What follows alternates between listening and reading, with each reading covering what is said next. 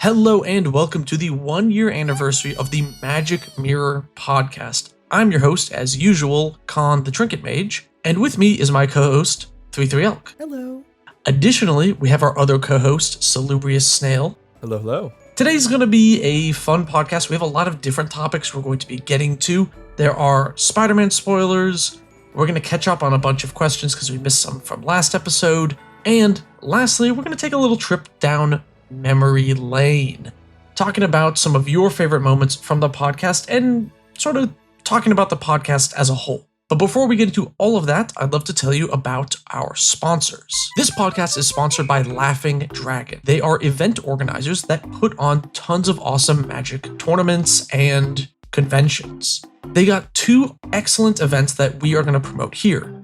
The Las Vegas Open, which is normally a Warhammer 40k tournament, but they're bringing a ton of extra Magic content this year, and I'm going to be there playing Magic. There's two 5k CDH events I'm going to try and enter, and there's a Team 20k, which is pretty crazy. That is from October 3rd to 5th, and then additionally, they have LDXP Tacoma, or Command Fest Tacoma, from October 31st to November 2nd. And Alex, you're going to be at that one, right? I am indeed. It's going to be a lot of fun. Are you going to be in a Halloween costume or? I should. I probably will be. So put your guesses in the comments for what I'll be. Oh, it's going to be one of those like crappy Amazon snail costumes. It'll be awesome. Maybe. That'd be so good. Well, if you want to see Alex's exciting Halloween costume, you should click the link in the description below to get all the information about Laughing Dragon events. Additionally, our podcast is sponsored by Card Castle. You might know them as the easy way to sort your collection digitally, but we want to tell you about another one of their features. You see, they have this big card sorting robot called the Card Bot. And if your local game store has one, you can log into the bot on your account and scan 1,000 cards super fast. If you want to find out if your local game store actually has one of these, or if you want to make an account and get to scanning your cards today, we got links in the description for a map and to sign up for an account. Plus, you get 1 free month of premium if you sign up using our link. So let's start with some Spider-Man spoilers while they're still, hot off the presses. Let's do it. I want to talk about Cosmic Spider-Man. Oh, the slop Spider-Man. The slop Spider-Man. All right, so it is Wooburg for a 5/5 Spider-Human hero. It has Flying, First Strike, Trample, Lifelink, and Haste. At the beginning of combat on your turn, other spiders you control gain Flying, First Strike, Trample, Lifelink, and Haste. Yep, this is Dragon for Spider-Man. Yeah. It's like, yep, you want to, hello, new person to Magic the Gathering because you like Spider-Man. If you want to play the most popular format and you don't want to decide which Spider-Man to play with, here's your soup commander. See, that would be soup if you just go with all the Spider-Man cards, but I want to see the absolute legend who takes this card and puts it in the command zone, but includes no other cards from Spider-Man. So it's literally just spiders from across other sets. I want to see it. Yeah, if you make this like Golgari spiders splashing the other 3 colors, it's really funny. Like it's so much the like obvious, hey, put all of the things in that you opened from the set in one deck card. And I feel like we're going to see that a lot. It's going to be the most boring deck ever. It's going to fold to 1 board wipe. But if you... Oh yeah, no, you use Swords to Plowshares this player, it's a 5-for-1 because you turn all of their other creatures into nothing as well. Yeah. If you build this in any other way, it becomes super goofy. Like, I want to play this with Audric, the guy that gives keywords to all your other dudes. And then you can play like other like strong creatures and then give them a pile of keywords or just like tokens or something. That could be kind of goofy. Otherwise, this card is like, I don't know. It feels like this is partly what is wrong with a lot of commander design. It's just, it feels so uninspired, but if you really cook with it, maybe you can come up with something cool. I'm fine with this. It's far less offensive than Dragon in a Dragon's deck. I agree. It doesn't draw cards. It doesn't draw cards, which I do like. Yeah, oh yeah, no, for sure. I'm not like crying about it for sure. I'm not like mad or anything. Yeah. Spider-Man players can have their keywords. I feel like this is designed in a, it's not interesting necessarily if you build this as a like all the Spider-Man deck, but I think this is the correct sort of design if you're making a card like this, which I don't even think it's wrong to make a card like this. I just don't want a card like this to be utterly broken like Dragon. So if you want a card that's utterly broken from Spider-Man though, we have Interdimensional Web Watch. This card is cracked. Once artifact enters, exile the top 2 cards of your library until the end of your next turn. You may play those cards. Tap, add 2 mana of any combination of colors. Spend this mana only to cast spells from exile. Ooh. So this is Coveted Jewel, but 2 less mana and 1 less card. Okay. So you can actually run like 8 Jewel in Legacy now. Yeah. And just go like Hyper Displacer Kitten mode. Because this doesn't say if you cast it, and it also doesn't enter tapped. So Displacer Kitten with this card, like mega farms, and then there's like, oh, we finally broke Displacer Kitten. No, the point is that Coveted Jewel is just that good. And having it in Coveted Jewel number 2 is, or number 5 through 8 in other formats, is actually just that good. And the Cast from Exile theme, they're really forcing this. It's good. It's a goated card for sure. I think it might be better than Coveted Jewel in Legacy too. Really? Because there's 2 less mana. You get 1 less mana and 1 less card, but it's 2 less mana on the upfront, which is like actually significant. I think you might do a 3-3 split or 4-2, but I don't know. It requires testing. It doesn't cast your other things is the awkward thing, right? Is the stuff in hand you can't cast with this? Yeah, it seems a lot less flexible. I like high cost mana rocks with additional utility. Like if you're gonna play a 4 mana mana rock, like have it do something, you know? So I actually don't hate this, especially because the mana, like you really gotta be all in on like, unless you're blinking it, you gotta be all in on casting from exile. Otherwise this card is like pretty bad, right? Yeah, I don't think I like this card being colorless is my only issue with this. Like aside from that, I think this is a pretty fair design. I kind of wish it just had some color symbols in it, like make it like 3 in a red. A 3 in a red, or like a 2 in a green red, or 2 in a green blue, or just something, you know. I want it to feel a little more restricted than just being a cast from exile staple until the end of time. But I don't know. It's fine. There was another card that got printed, or that is going to get printed, that was revealed today, that I actually rather liked. And it's also for Legacy. It's Oscorp Industries. Land enters tapped. It taps for Grixis.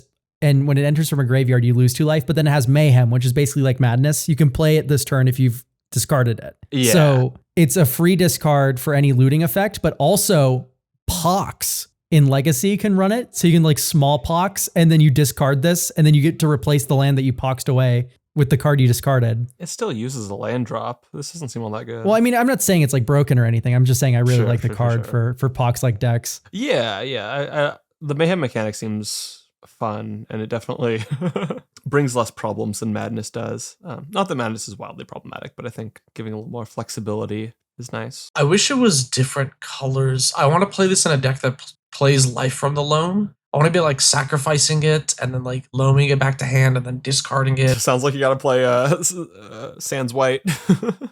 I guess, or 5 colors at this point. Yeah, I don't know. Was this part of any sort of cycle? Because I feel like this is weird being so specific. I don't believe. If there are other Tri-lands, they haven't been revealed yet. Interesting. Okay. How about this one? While we're on the subject of lands, the Daily Bugle Building. It is a land. It enters untapped, taps for a colorless. You can pay 1 and tap, filter into any color you want. And then it also has pay 1, tap, target legendary creature gains menace until end of turn, only activate at sorcery speed. I think you'd catch me playing this in like a monocolored, maybe not Voltron, but like beatdown sort of deck. I can't see playing it anywhere else though, honestly. Like the Unknown Shores style land is not all that great in Commander, and I don't think that ability is particularly nice to make up for that. So you do have, what is cute about this land is you do have Akawali, the Seething Tower, which once you have Descend 8, it can't be blocked by more than one creature. And then Tangarth First Mate just has that ability. The Tangarth you pass around the table, they have Reverse Menace. They can only be blocked by one thing. And then when you give the Menace, they're unblockable. Okay, no, I see the vision, yeah. I mean, there are definitely some decks where this is, yeah, like if you're playing a dude with like Reverse Menace or whatever, then this is like a better Rogue's Passage, which is kind of neat. I don't know. I actually think that Daily Bugle Building is pretty strong. Like, imagine you're playing, I don't know, like Malcolm, right? It's a flying legendary creature that wants to deal damage to trigger its effect. Since it already has flying, giving it menace and flying makes it like really annoying to block. So like I think there's a lot of random decks. If you're in like 2 colors or 1 color, this is a really easy add, and it's just kind of goes in a lot of decks that have combat triggers. No, I think you're right. I mentioned before the pod that it takes me about 45 seconds to evaluate a card. So you haven't. We should clarify for the viewers at home. Alex has seen none of these cards. This is Alex's blind reaction to everything. Just we're putting that one out there. Yeah, you get to know my base instincts and how correct or incorrect they are. Yeah, I like this card generally. I think giving soft forms of evasion is fun. Can I talk about a card? Because I did pull up the spoilers page, and I've looked at some of them. I really like Damage Control Crew. This card I really like. Specifically, it makes me want to build like Bant Flicker or something like that, just because it's very flexible. So this card reads 3 and a green for a 3/3 human citizen. When this creature enters, choose one, return target creature with mana value 4 or greater from your graveyard to your hand, and impound, exile target artifact or enchantment. And I think this is really fun. This has like the 4 or greater is interesting, but the other mode is just very flexible. Like reclamation stages, especially one where it's an exile instead of a destroy, are just very flexible. So I definitely enjoy this. Returning target card is not something that green gets a lot anymore. I know it's like mana gated to something big, but normally it's like return target permanent card. Right. Yeah, this is anything, which is pretty useful. Also, exiling an artifact enchantment is like really good, right? Like you mentioned Reclamation Sage, but I know it's 1 mana more, but that is a meaningful upgrade, you know? Oh, it's very meaningful. Yeah, this seems like an actively good card. In a Bant like Time Wipe deck, this could be better than a Archaeomancer, where you go like Time Wipe, return this to my hand, destroy all creatures, and then you replay this and Time Wipe's 5 mana. True. And you put the Time Wipe back in your hand, and then it's also just a Reclamation Sage if you're not doing that, which is really funny. No, this is a very nice card. At minimum, I'll probably try it out in my Rata deck just because like it's so flexible and it can, you know, either be a removal spell or a return spell. It just doesn't feel bad to cascade into. So I'll definitely, I'll probably try and put it there and then also find an alternate home for it. I have a question for you. When we look at cards like this, and I guess things like Daily Bugle reporters or whatever, how do you feel about the cards where it's like just a dude, it's just a person, it's like an actual normal human that I could look outside my window and see? I don't like going to Earth. It just feels weird, but like that's Magic now. That's about it. Like, I don't know. There's like, if you're going to Earth, you're going to see dudes. It is a little weird because it implies that like, I feel like putting a power and toughness, specifically a power and toughness that aren't like 1/1 or 0/1, implies that this person is meaningfully good at fighting. Yeah. Is a reporter meaningfully good at fighting? Is it better than a bear at fighting?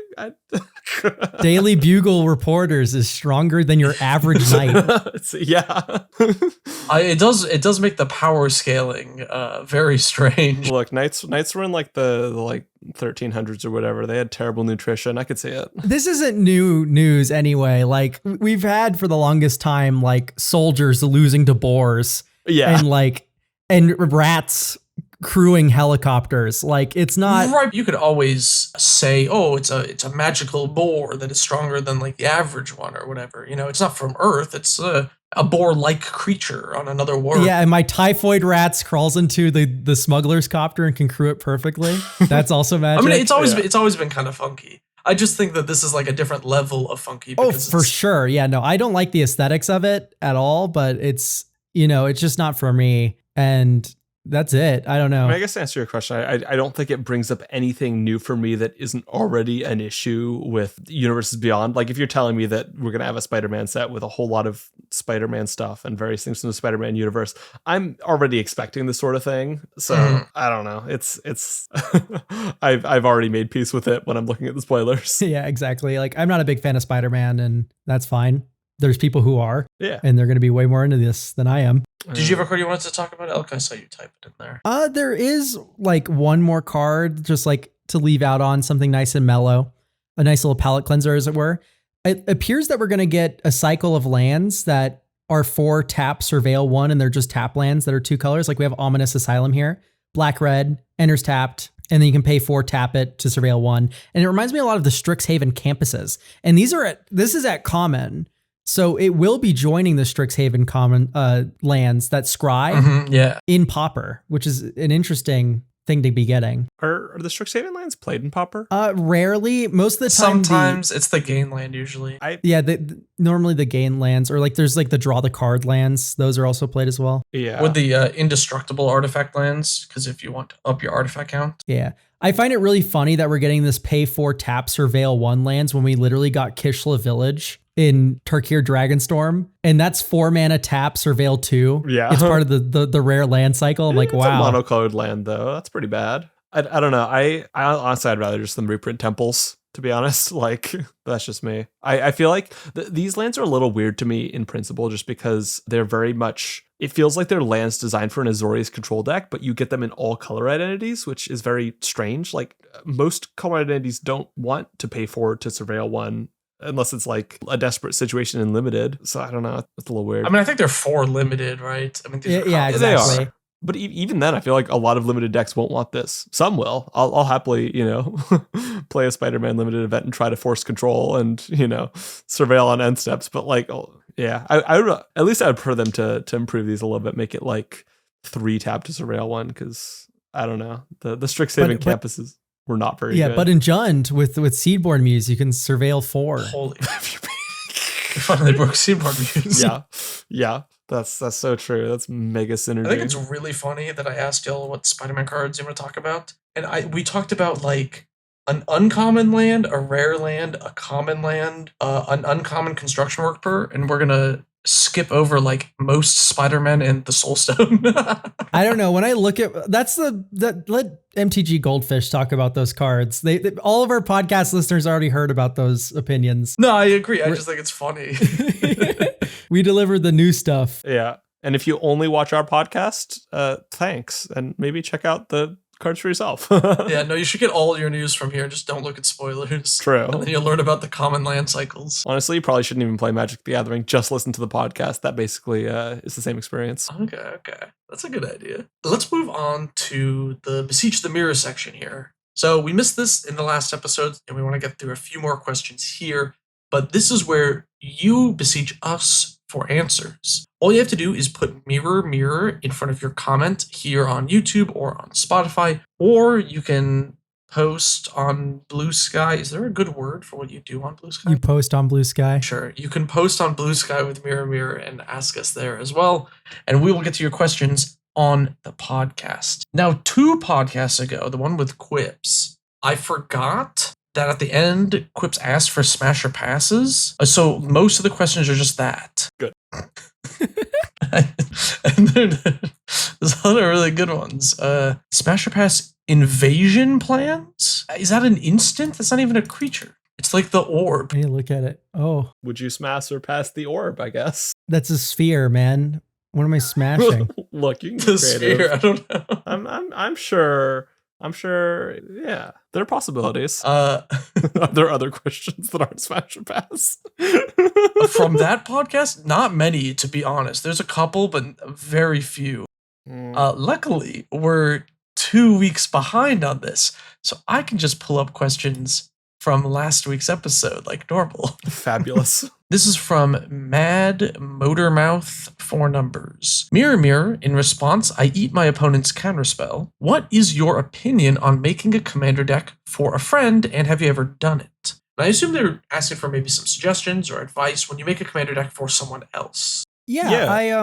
I've done this recently, actually, for Atlanta. I made my friend a Slivers deck because I'm going to be staying at his place for Atlanta. And yeah, so I built a Slivers deck for him because I asked him, what do you want? And he's like, I like Slivers. They look stupid. That's good. No, and not even like stupid as in stupid powerful. Like he just means like the creature design of Slivers is like so horrendously ugly that he finds them hilarious. Yeah. So I built him a 5-color Sliver deck with Sliver Overlord or whatever, the one that gives indestructible. And I just branched out from there. I put in a bunch of funny cards that always do stuff.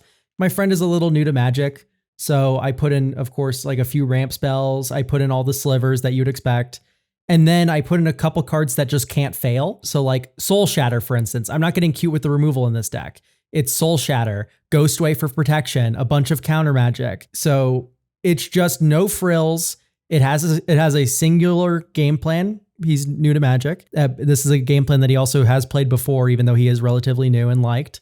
And then there's a bunch of side options that are staple adjacent. And then there's just the smallest hint of synergy throughout. I built it as a stop hitting yourself deck because Sliver Hive Lord gives indestructible. But then you also get to run Blasphemous Act, Chain Reaction, Deafening Clarion, which are all damage-based board wipes. And that works great with one-sided indestructible, right? But we just got Requiem Monolith, which lets you tap, choose a creature, and then draw a card whenever that creature takes damage. And then you Blasphemous Act, draw 13, or nuke an opponent 13.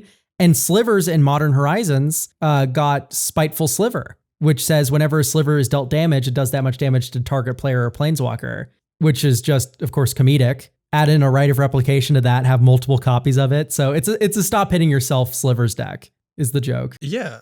I think that example demonstrates quite well a piece of advice I would generally give to building a deck for a newer player, which is that the broader game plan should be simple, but there should be things to discover within the list, like cool synergies that you might not notice on the first pass through, but like on game 3 or 4 you're playing, you might go, ooh, that's kind of fun. So, that synergy between the indestructible and damage. I know I had a rogues deck a while back that I recommended to some newer players to play. And that one had like, some fun little things you could discover with, combat damage and with it's like a Notion Thief combo that you could do in theory. Not a whole lot of that, but it's something tucked within the list. The other thing I would recommend is, and this might be a little bit dependent on how well you know the player, but figure out what the player finds fun, because usually there will be something that a player finds fun. Maybe that's, putting the widest board out. Maybe that's, drawing a whole bunch of cards. Everybody loves drawing cards, but some people especially love drawing cards. Maybe that's,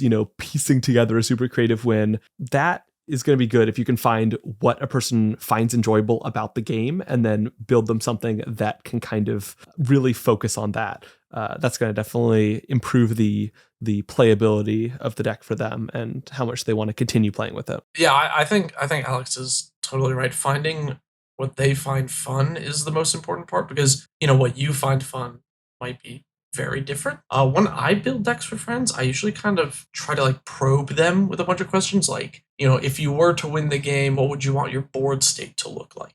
If you were to, on turn 5, what do you want your board state to look like? I mean, this only works if they somewhat know the game or whatever, but try to get them to tell you what they're envisioning for the deck's game plan to look like.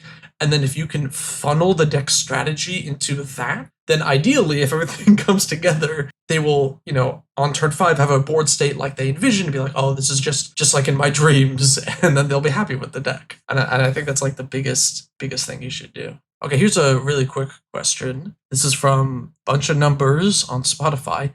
They say, Mirror Mirror, I separate these comments into 2 piles to ask. Snail, can you link me those teaching decks you said you made for a friend out of your bulk? Would like to do the same for my friend. Did you ever make a list for those? I didn't do that for my teaching decks. No, I don't have a list for those, and I don't think I have them anymore.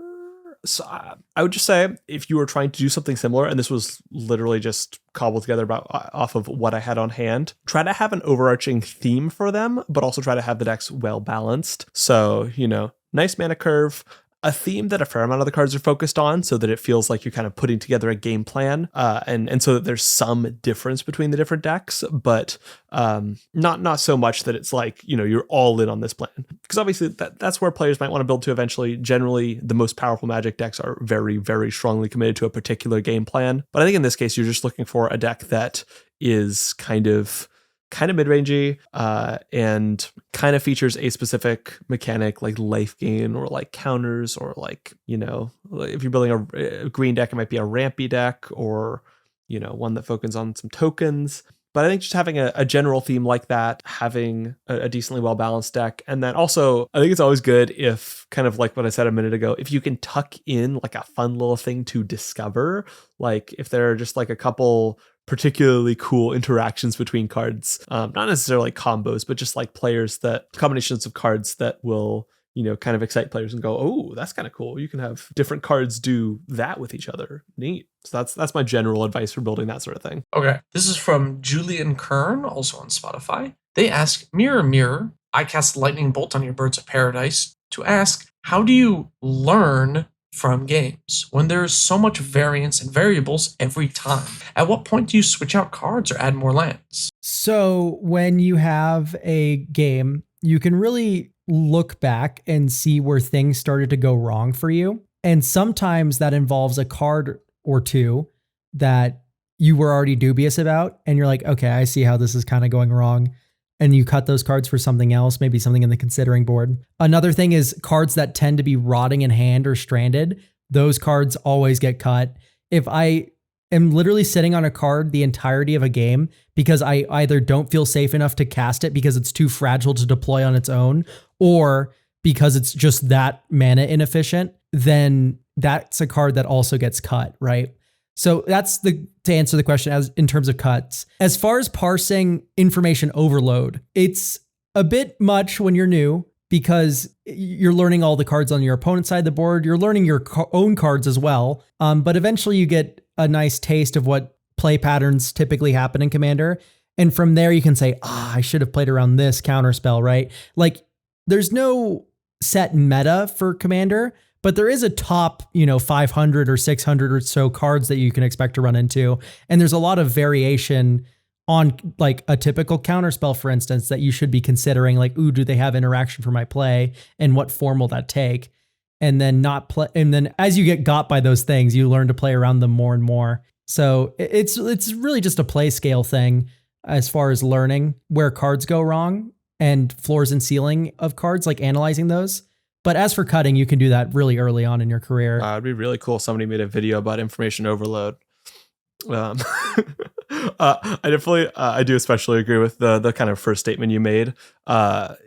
Definitely when you're kind of approaching the end of a game or at the end of a game, look at the cards that underperformed. Don't necessarily cut them immediately, but make note of them. You can even write them down and just keep an eye on them in the future. And if they continue to underperform, or if you're noticing that they're underperforming more often than they're performing, then that's maybe an instance where you should cut them. I don't think I have much to say aside from just the people should cut cards that aren't working for them. Maybe I'll think of something else in a minute. I think what you want to do is maybe think about the turning point of the game, not the last turn. Because the last turn honestly doesn't always mean that much. But the actual turning point of the game and what happened. Did somebody untap with a mana doubler and get way ahead? Did you miss your land drop for the third turn in a row? And then that's when you really felt behind. There's usually some point in the game that was the turning point, the key moment for you losing. And then trying to evaluate all of those turning points, making note, like Alex said, making note of all these different times that it happened. Not just making a change immediately, but going, okay, well, my opponent untapped with this powerful enchantment and I lost. And then that happened in this game and this game as well. Maybe you're not even that you're not playing enough enchantment removal. Maybe you're spending it too willy-nilly. Maybe you should be saving it more. Something like that. Try and figure out the turning point of the game and then evaluate from there. And then, I don't know, give it a few games. Yeah, and I think it's also good to kind of identify exactly where your deck is falling short. So are you losing to a specific play from an opponent? Are you just getting kind of ground down over time, running out of resources, not having enough lands, not having enough cards, etc.? I think these are going to be good things to note and to see. Are you pushing forward into a plan really boldly and then getting stifled by opposing interaction? Once you start looking at how exactly things are going badly for you, or the turning points, as Con said, I think you'll start to have a better idea of what your deck needs, whether there's a fundamental problem with your deck or whether it just needs more draw, more removal, or more protection, or etc. Okay, shall we move on to our last section here? I guess. What's that mean? So recently on socials and my Discord server, I asked people what were some of their favorite moments from the podcast, and I kind of wanted to look back on what a few people said. My dog is poking me. Why are they chill out, bro? Now, I think this would be kind of funny as a trip down memory lane, maybe. We can think about what has gone right or wrong in the podcast. And in the comments of this episode specifically, share your thoughts on the podcast as a whole. I actually think that'd be very helpful. Sorry, my dog's making a lot of pawing. I don't know if that's picked up on the microphone. Why, chill, girl. Damn. You're telling your dog to chill is definitely picked up on the microphone. That is, yeah. I mean, she's bonking my chair.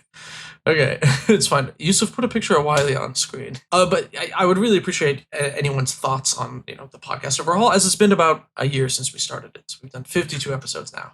Although we took a holiday break at some point, so it's a little more than a year. It's a year-ish, but whatever. So I'm gonna start with my post that I made on my YouTube page, and one that got mentioned many times was actually a really recent addition, and that's Elk's "I'm not named after a token" outburst. I thought that was very funny. I don't know why I called you a token, because there isn't a 3/3 Elk token for the most part up until OTJ, right? Yeah, OTJ was the first Elk token. Before that, it was only typesetting abilities from Kenrith Transformation and Oko Thief of Crowns. So yes, I'm named after a typesetting ability, not a token. There is. A lot of people talked about my mono green crash out. I think this is when we were like ranking all. Which episode? Yeah, which episode? The ranking all colors. I think I really yapped about mono green in that one. I don't know. I hate mono green. Here's one that I want to hear your guys' opinion on. So this is actually from Blood Artist. Big fan of Blood Artist. They said, always a fan of me trying to defend humility as a cool guy card, and the podcasters all collectively brandishing their knives. I have a question. What do you guys think of humility? I don't like it. It's a very oppressive stacks piece. Yeah, it's pretty oppressive. I wouldn't play it below bracket 4. Yeah, I think I'm about the same. I don't know. I think there's some like cute stuff you can do with like +1/+1 counters and stuff. But I think that's a lot better covered. I think I mentioned when you first brought up humility as well. That's a lot better covered by Kudo King Among Bears, where it's not removing the abilities, but it is setting the power toughness. I like that a lot more than just like, here's my enchantment. Hope you draw Withering Torment, mono black player, because otherwise you get to do nothing for the rest of the game, right? Like that's a little bit of a feels bad versus Kudo, where it's a lot more interactable and it also just doesn't stacks as hard. I think humility is by about 10 miles the most brutal stacks piece that does not touch mana. Maybe. Yeah, probably. I think it's weird because humility at higher brackets is probably less good. Like, I mean, it stops Thassa's Oracle, which is kind of funny. But at higher brackets, you know, creatures become less and less relevant and Rule of Law becomes better. But at lower brackets, Rule of Law becomes worse and humility becomes better. Yeah. I wonder if, I don't know, I mean, Lethal Vapors is pretty good, but you can just, skipping it turns rough. Dude, Lethal Vapors is like, the only thing I can think about it anymore is like the meme combo with Teferi's Protection where you like skip your next 5 billion turns and you T-Pro. Yeah, that one's funny. That's the only thing I know it for anymore. Like I know it like it has other game text on it, but with Lethal Vapors, you still get ETBs, you still get deaths, you keep your current board. So I mean, it's a sort of similar concept, but my thing about Lethal Vapors is, as the Lethal Vapors player, there's less things to do with it. Whereas with a card like Humility, if I'm playing it in an equipment deck, I can have like a 15/15 with like double strike and trample and just like close out the game really fast. With Lethal Vapors, it's really hard to actually do that. You kind of just have to like, I don't know, play Planeswalkers or combo. Yeah. It's like much more restrictive, and like the card will be in play for a lot longer because you can't actually end the game. You can do the thing with like Nether Void with all uncounterable spells, but you do Lethal Vapors, all indestructible creatures. Yeah, all indestructible creatures. That does work. That's pretty funny. We also got a Sibsig ceremony for that too. True. A lot of people mentioned Elk's hate of Phyrexian Arena. I forgot the name of the card. I don't know what you're talking about. Phyrexian Arena is the best card ever printed. Right. It's a mono black staple. It belongs in every deck. Oh, I don't know how to do card advantage. Put a Phyrexian Arena in. That's the answer. It's broken. A lot of people talked about the original name for our question section, the question zone, and your open hatred of it, which was on the podcast, which I thought was really funny. This asshole almost didn't rename the question zone to the Beseech the Mirror because he liked pissing me off. I thought it was really funny when I said, let's go to the question zone. Every time Elk would be like, this is so stupid. Those were like the big common threads, honestly. I want to find someone about Alex, because honestly, Alex, I don't know what this says or means, but you got mentioned the least, I think. I'm pretty stealthy. Yeah. People really like Maldhound, which I'm not surprised. No, he's not going to be a permanent member. Can we keep the dog?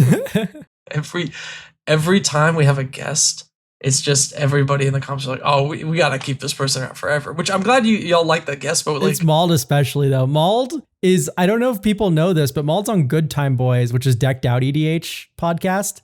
Not like permanently either. Like he just bounces in and out of there too. Like he's like a drifter for podcasts. He'll just like bounce around as like a little guest appearance. He reminds me of Krendor from Co-optional. Like whenever they didn't have a guest, they would just bring on Krendor. Yeah. It's like maybe 50 people in the audience gets that, but still. We gotta have some Cox and Crendor fans out here, right? Well, I'm not even talking about Cox and Crendor. I'm talking about co-op. Or just Crendor in general, yeah. There's got to be some Crendor fans out there. I love Crendor. Oh, that'd be a great podcast guest. I don't think he plays Magic though, so that was kind of my trip down memory lane. Honestly, most of it, a lot of comments are about those things. I just thought it was really funny. People seem to like and dislike a lot of our stronger opinionated pieces, but I don't know. I feel like we play it up a little bit for content. Should I even leave that in the podcast? One of our stronger opinionated pieces? Yeah. Like, hating Phyrexian Arena or King Denali or whatever. In some level, this is all performative. Insert blank thing is garbage trash. Yeah. Okay, yeah. So I feel like a lot of people don't realize the tool of sensationalism when making media, but sensationalism is what gets people through the door, and then you can be as nuanced as you want. And then even sometimes on the podcast, the podcast in my mind is the lowest tier denominator slop I make with you two. And I feel like you guys feel the same way. This isn't scripted. It's mostly just us shooting the shit. And then it's all opinionated. This is all op-ed. There's no scientific backing here. We're not crunching numbers like Frank Karsten in the math room or anything. It's we're just sharing our opinions, what has worked for us, what hasn't, as well as just also format philosophy a little bit and how we engage. Because really our lens is the only lens we have into this, and that's about it. So disagree all you want, I suppose, but it's just we say stupid stuff because it's not scripted or anything. Yeah, there's also times where we say things that are mainly for the purpose of making the discussion more interesting. Not that we're lying or anything, but I know reading comments from the tier list video is interesting because I think a lot of people weren't entirely happy with the consistency or the criteria of the final tier list, but that is kind of the second. Producing the perfect tier list is kind of the secondary goal to having a fun conversation and one that's fun to listen to. Guys, it's tier slop. Guys. Yeah, I really agree with what you said there, because to me the podcast has always been, let's have a fun discussion with my friend and we'll just yap or whatever. And it's kind of at least, as far as I'm concerned, it is the lowest effort content that I put out, whereas the scripted video essays, I spend a lot more time. I'm very careful with what I say and I think about it. Whereas here, I'm not careful with what I say. Not everything I say is perfect, or even that after the episode comes out, somebody might make a comment. I'm yeah, they're actually probably right. Maybe I'm just wrong about that. It's all for discussion and such, which I've always taken as that is the intended direction of the podcast. But I think especially in the tier list videos, there seems to be some dissonance with the audience in that. And I always found that kind of strange. The criteria is we say a number at the end, or a letter at the end, and then the image moves up to that. But it doesn't actually mean anything. It literally means nothing. It is simply we've shared our opinion on Reanimator or Mill or whatever. But if you like it or whatever, or don't even agree with us, that's also fine. There's no objectivity here because it's Casual Commander. Who cares? Reading the comments of the tier list episode, I think 80% of the people were just kind of upset that we didn't end up accidentally spelling ass with the So true. That's our biggest crime. we did do that with the types, and everybody thought that was so funny. See, clearly what we should try is having a non-ordinal tier list, like a tier list where the tiers are blue square, yellow triangle, and red circle, and those are not defined further. I was thinking a lot more like a political compass. No, I was gonna say I like Funky, this YouTuber. I think I mentioned this to you guys off the pod, but whenever he ranks a game, it's it's this Weezer album out of this Weezer album. So unless you know his personal rankings of all Weezer albums, the end ranking is completely meaningless. There's no way for you to determine what it means. Yeah, that's a good system. Clearly we need to rank things. How many Phyrexian arenas out of Reanimates? Yeah, exactly. Oh, that's a good idea. See, I was thinking maybe we just add more letters so we can spell more words. I see. So if we just have 26 ranks, then we can spell any 3-letter word. Yep. Why did we include the letter O? Because we felt like it. We wanted to spell more words. Yeah, exactly. Now we can rank something as can. True. I really like that ending discussion, because I think in the comments, please, if you made it this far, tell us what you think about that, because I feel like that has been our direction for the podcast. And, if that didn't come across, I feel like maybe that's on us. What we need is like a long legalese copy. Wait, Con, your partner is a lawyer, or like she's at least like a paralegal. She is an attorney. Have her write up like some large legal jargon, like as a copy pasta. And we can just reply to any comment that's like seething, like all content in the Magic Mirror podcast is entirely opinion. It's just like the longest thing that just says, hey, don't take this seriously. She is an attorney, but if I ask her to do any extra legal work, she's going to be so mad. That sounds like most people in law that I know, actually. Yeah. I also imagine it's pretty easy to overestimate how upset people actually are, just because, you see a handful of comments and that looks like an opinion, but it's out of, 30,000 views or whatever. I mean, like, sure. My channel has like a 98% like to dislike ratio. I don't think like people hate me or the channel overall or anything like that. I'm not like concerned that public opinion on me has turned. Oh, God. Yeah. The only thing that disaster people for the hate about you podcast. is your opinion on arcane denial. Look, I still have yet to see anybody play the card and win a game of Magic the Gathering. So, I have plans for that card. I have plans. I have a really long, complicated video idea that I'll tease here at the end of this video. All right. Yeah, I wanted to also just give both of you big thanks. I think you two have been really great podcast co-hosts, and I really appreciate you joining on for this project. I think it's been really great because of you two. Well, thank you. It's been fun. I think I'm okay.